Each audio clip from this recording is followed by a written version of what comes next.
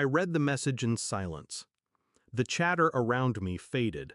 Forks scraped plates, glasses clinked. Someone laughed too loud. I smiled. 2 days later, their lawyer called. His voice was tight. "We need to fix this.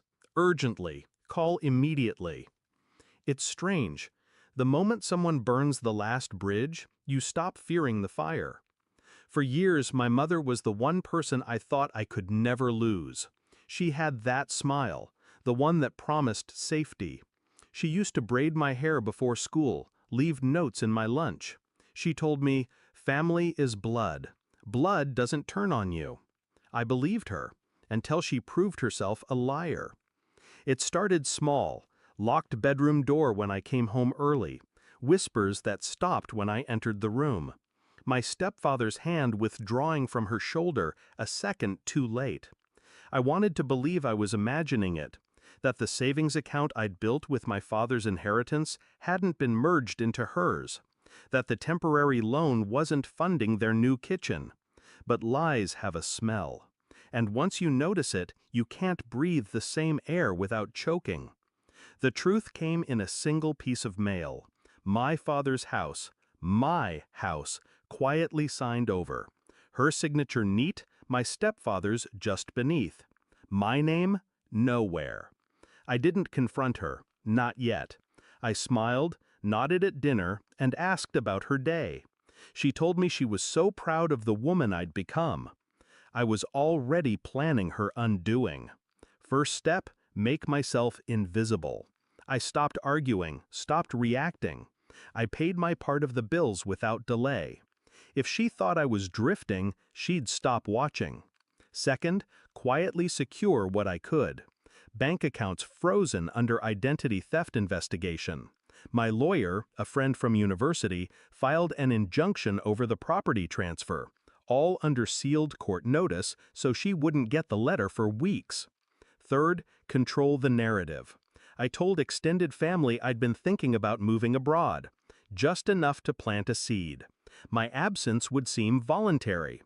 By the time she texted me, "Locks changed, you have no home," she thought she'd won. 2 days later, I walked into her lawyer's office. Not mine, hers. He looked like he hadn't slept, he asked. I said nothing. She can't legally evict you without proper notice, especially not from a property under litigation.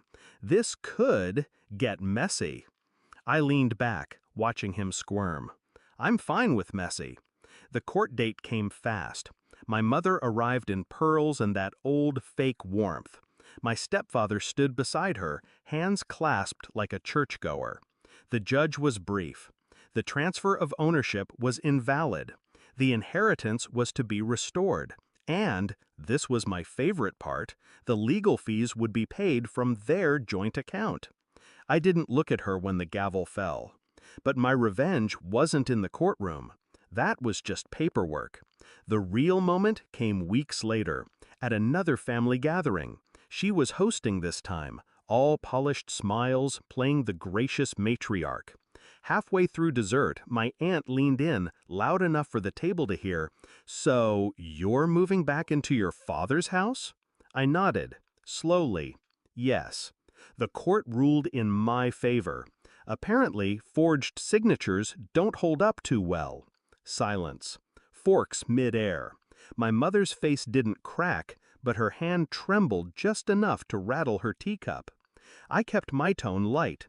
"Oh, and the locks? I changed them again. You'll need to return the spare key." She didn't meet my eyes for the rest of the night. I didn't do it for the house, or the money. I did it so the next time she smiled that warm, motherly smile at someone, she'd know that I knew. That I'd taken everything back without raising my voice, without breaking a single law. I did it so that every time she passed the street where I lived, she'd feel the weight of a door she could no longer open. Justice isn't always loud. Sometimes it's the quiet click of a lock, from the inside. And when their lawyer called, desperate to fix this, I already knew there was nothing left to fix.